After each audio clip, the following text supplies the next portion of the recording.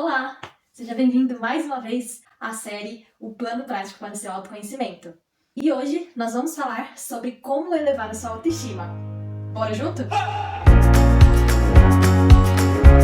Nesse vídeo, vou trazer para você maneiras práticas para você aprender a elevar a sua autoestima por conta própria.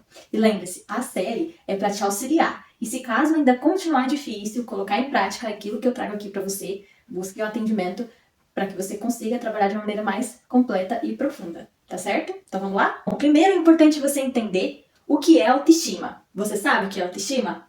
A autoestima é a atitude que nós temos com relação a nós mesmos. Ela é composta por emoções, experiências pessoais, valores, opiniões, sobre as nossas condutas e as nossas crenças sobre o que nós somos e sobre o que nós sonhamos também.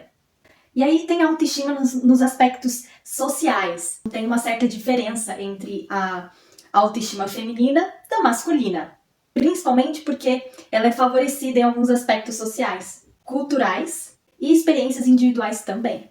No entanto, enquanto para as mulheres a aparência física tem mais importância, para os homens, os fatores como autorreconhecimento são mais importantes, o que acaba implicando na baixa autoestima dos homens, como o fato de estar empregado ou não.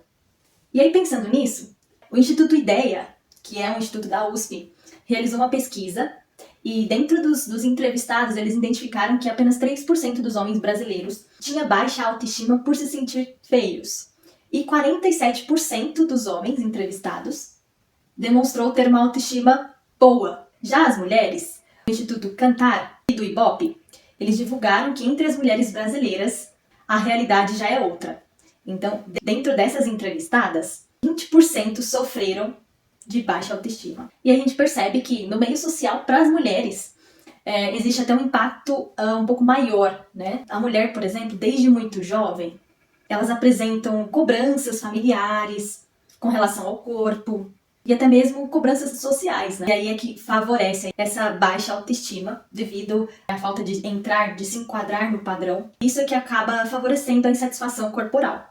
Vamos entender quais são os impactos, o que acaba acontecendo quando a pessoa ela tem uma baixa autoestima. Então, primeiro é a origem, né? Então, onde é que surge essa baixa autoestima? Então, a autoestima, no geral, é construída numa série de domínios. Então, por exemplo, como as competências acadêmicas, a aparência física, o status de relacionamento e até mesmo o apoio da família.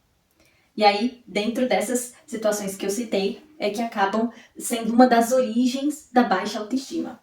A segunda é a base, é o que acaba desenvolvendo ali a baixa autoestima.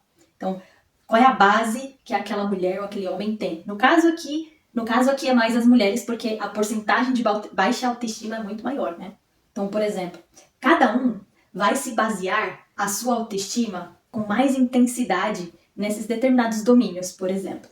O que define, consequentemente, a área mais afetada da sua vida. E o resultado são 3 itens, né, que são compostos. Então, a origem, a base, no caso, o que você embasou, né? Qual foi a base daquela baixa autoestima. E a terceira é o que resultou. Então, de maneira geral, a baixa autoestima ela pode acabar favorecendo, por exemplo, isolamento social, a insegurança, a autodesvalorização e também a generalizada. Por exemplo, tudo se torna momento de se sentir inseguro ou momento de não conseguir, né? Tudo acaba resultando em um desses sentimentos, né, de insegurança por conta de não ser trabalhado tanto a origem quanto a base onde aquela pessoa foi vivida, que é mais importante para ela. Então, por exemplo, a aparência para ela é mais importante. E aí não foi desenvolvido isso para ela. Não entendeu que, por exemplo, o padrão da revista, por exemplo, né? Padrão das modelos, não é aquilo que se encaixa no corpo dela, porque ela tem uma estatura diferente, ela tem uma família, né, digamos, uma genética diferente. Então, isso talvez não foi conversado, não foi analisado, não teve aquela autopercepção dela. Então, dela que eu digo da pessoa. E aí, por isso é que acaba resultando nessas inseguranças. Não foi trabalhada essa questão de autoestima com relação à aparência.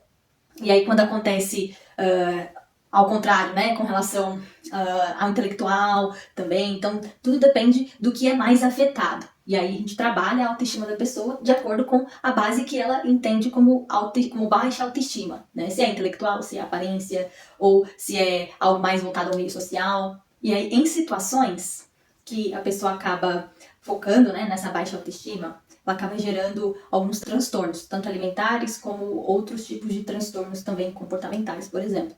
Então, o que é mais comum na mulher?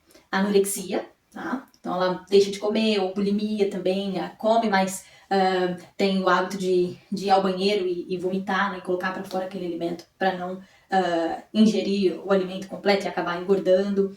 Para o homem é mais comum a vigorexia. Para quem não sabe, a vigorexia ela é um distúrbio com relação à parte corporal. Por exemplo, aquelas pessoas que têm uma necessidade muito grande de criar músculos e elas acabam extrapolando, né? Digamos, elas acabam fazendo com que o corpo sofra, né? Aplicando várias outras substâncias e isso acaba afetando a saúde dessa pessoa, né? A gente tem o caso de algumas pessoas que fizeram fisiculturismo e acabaram extrapolando, né, o limite e aí teve alguns atletas, né, que acabaram entrando em óbito, né, falecendo por não respeitar os limites do corpo. E aí, digamos que é importante cuidar do corpo, tá? Mas não deixar que chegue a um ponto de distúrbio, por exemplo, esse, né, da vigorexia, que é mais comum em homens. Também acontecem com mulheres, mas é muito mais comum em homens. Então, prestar atenção na questão do limite, até onde você tem ido para cuidar do seu físico, né, intelectual. Tem que pensar em tudo isso também, tá? Agora que você já sabe o que é autoestima, o que a baixa autoestima acaba impactando na sua vida, né, quais os tipos de transtornos que é mais comum para quem tem baixa autoestima, tá? Não tô dizendo que você tenha, mas se você conhece alguém que tem esse tipo de hábito, né, é bom você alertar essa pessoa, tá? Para que ela busque atendimento psicológico, também é muito importante cuidar da saúde mental. E aí agora vamos para a parte de como elevar a sua autoestima. Então o primeiro passo é você entender que a autoestima ela é fundamental para o seu bem-estar mental e emocional, certo? E quando nós temos a autoestima elevada, nos sentimos mais confiantes, mais capazes e também mais valorizados. Mas, no entanto, nem sempre é fácil, né? A gente ter esse padrão de ter todo momento, né? Ter a todo momento uma autoestima elevada. Especialmente quando nós enfrentamos dificuldades e críticas. E aí, para te ajudar a você elevar a sua autoestima, existem alguns passos que você pode realizar por conta própria. Então, a primeira coisa é você desenvolver o seu autoconhecimento.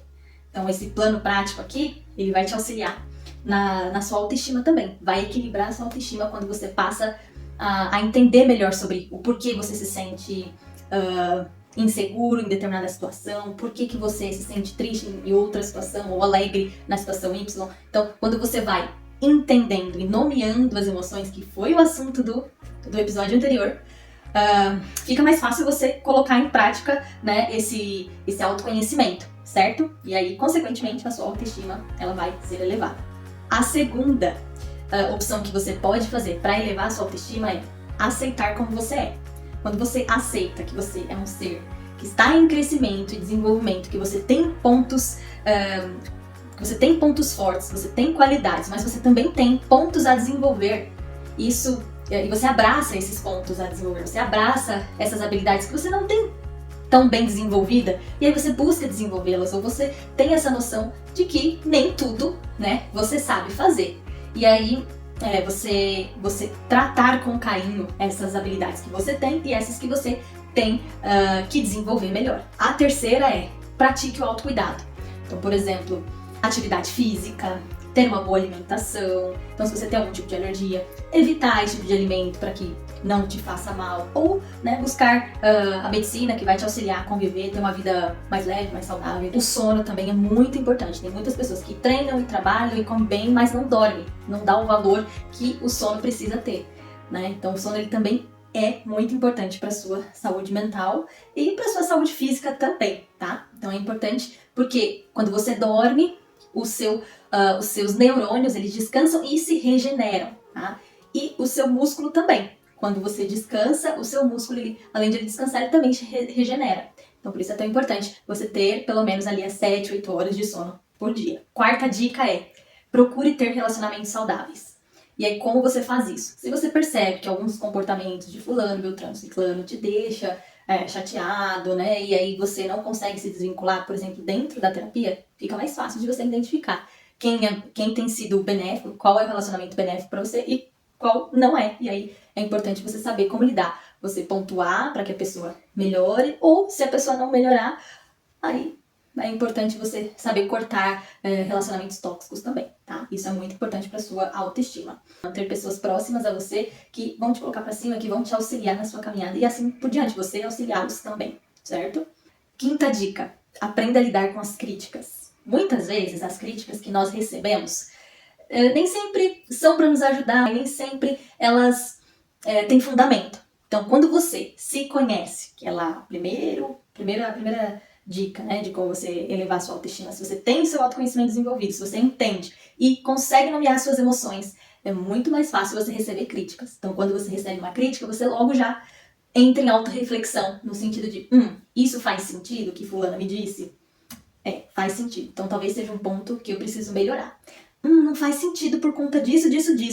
Então, pode-se ver que é importante ou você falar pra ela, né, se é uma pessoa que você tem um vínculo muito grande, ou se você não tem um vínculo muito grande, você, digamos, se afastar, né, da pessoa, porque daí é uma pessoa que não vai te auxiliar no seu emocional. Então, aí é bom afastar. Sexta dica: celebre as suas conquistas.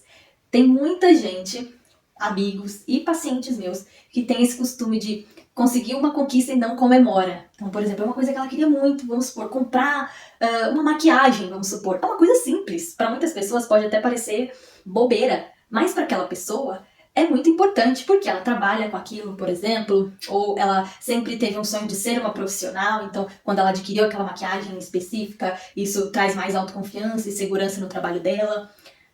Ou ela nem trabalha com isso, ela use, né? E aí ela se sente mais autoconfiante porque ela tá usando algum produto ali mais qualificado, né? E deixa a pele dela melhor e ela se sente até mais confiante por conta disso. E aí, quando você deixa de comemorar, por exemplo, é um produto, vamos supor, caro, e aí você tinha que ter, né, juntado aquela graninha, sabe? E aí você finalmente comprou aquele produto que você queria tanto. Comemore, fique feliz. Não importa se o outro acha que é bobeira, se o ciclano também acha que é. O importante é o que você acha. Então, celebre as suas conquistas. Aquilo que é importante pra você, é importante você celebrar. Beleza? Combinado? Sétima: desafie os seus pensamentos negativos. Como fazer isso? Por exemplo, quando vier aquele pensamento, nossa, eu realmente não sou muito boa em dirigir. Nossa, como eu sou péssima motorista. Não, mas espera aí. É um pensamento negativo, eu tô me colocando pra baixo. Tá. O que seria esse desafio? É você pensar, peraí, será que tá certo?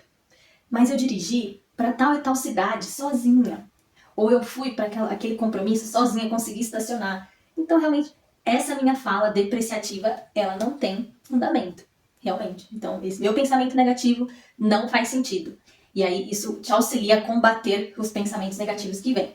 Claro que quando você tem pensamentos negativos automáticos, fica mais difícil você colocar isso em prática. Por isso que é tão importante você aprender a entender e nomear as suas emoções. Então, se você não assistiu o primeiro episódio dessa série, volta lá, assista, tá? Curta, compartilha com os amigos também. Aqui também, não esquece de curtir e compartilhar, que é muito importante para que outras pessoas tenham acesso a esse conhecimento, certo?